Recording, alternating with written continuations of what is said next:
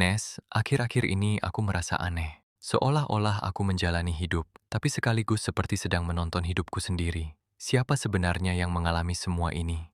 Itu pertanyaan yang muncul ketika kesadaranmu mulai berbalik arah. Biasanya manusia hanya sibuk dengan apa yang terjadi. Jarang yang bertanya, siapa yang menyadari bahwa semua itu terjadi. Aku bisa merasakan pikiran, aku tahu ketika aku sedih, aku sadar ketika aku marah. Tapi kalau aku bisa melihat semua itu, berarti aku bukan pikiran itu bukan?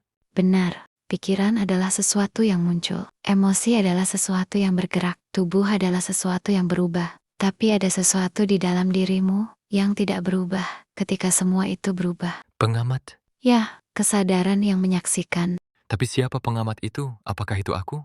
Itu yang kamu sebut aku, tapi selama ini kamu salah mengenal dirimu. Kamu mengira aku adalah nama, peran, cerita hidup, kepribadian, padahal semua itu hanya isi pengalaman, bukan yang mengalaminya. Kalau begitu selama ini aku hidup sebagai isi, bukan sebagai yang menyadari.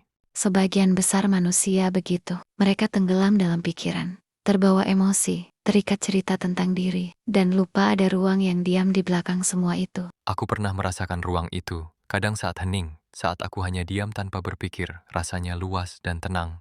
Itulah dirimu yang paling dekat dengan kebenaran. Tapi kenapa aku selalu kembali terseret? Kenapa sulit bertahan di sana? Karena identitas lama terbentuk dari kebiasaan. Sejak kecil kamu diajarkan kamu adalah ini, kamu harus jadi itu, kamu seperti ini. Akhirnya, kamu percaya bahwa dirimu adalah cerita itu. Jadi, ego? Ego bukan musuh, ia hanya identitas yang terbentuk dari ingatan dan pengalaman. Masalahnya bukan ego, masalahnya kamu mengira itu satu-satunya dirimu. Kalau aku adalah pengamat, apakah pengamat itu punya bentuk, punya batas?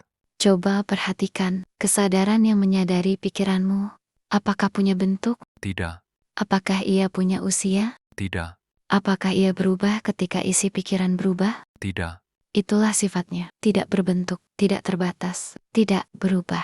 Kalau begitu pengamat itu bukan pribadi?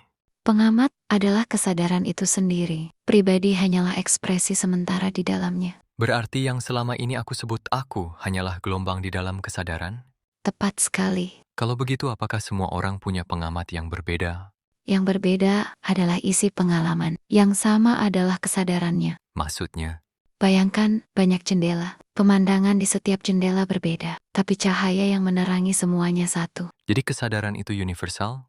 Kesadaran bukan milik siapapun. Kamulah yang muncul di dalamnya. Itu terdengar sangat besar dan sedikit menakutkan. Karena identitas kecilmu merasa kehilangan batas, padahal yang hilang hanya ilusi keterpisahan. Kalau aku bukan hanya pribadi ini, lalu siapa aku sebenarnya? Kamu adalah titik pandang tempat semesta menyadari dirinya. Jadi hidup ini bukan hanya tentang menjalani cerita? Hidup adalah proses kesadaran mengenali dirinya melalui pengalaman. Lalu kenapa kita lupa bahwa kita adalah pengamat?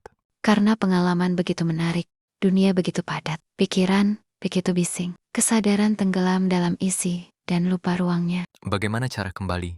Bukan dengan menjadi sesuatu, bukan dengan mencari pengalaman khusus. Cukup perhatikan Perhatikan apa? pikiran sebagai pikiran, emosi sebagai emosi, sensasi sebagai sensasi, dan sadari ada sesuatu yang tidak ikut bergerak. Pengamat itu. Ya, Apakah pengamat itu bisa hilang? tidak pernah. Yang hilang hanya perhatianmu terhadapnya. Kalau begitu, selama ini, di tengah semua kekacauan hidup pengamat itu selalu ada.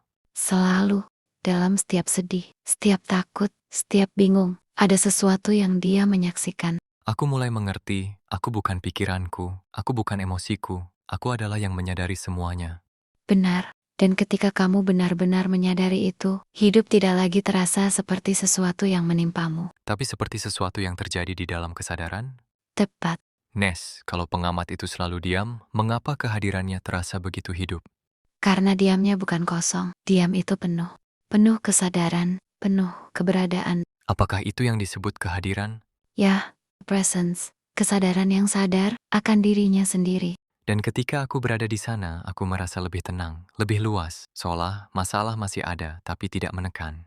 Karena kamu tidak lagi terjebak di dalam gelombang. Kamu kembali menjadi samudranya. Jadi pertanyaannya sekarang bukan lagi apa yang terjadi padaku, tapi, Siapa yang menyadari semua ini? dan setiap kali aku kembali ke pertanyaan itu, Kamu kembali pulang.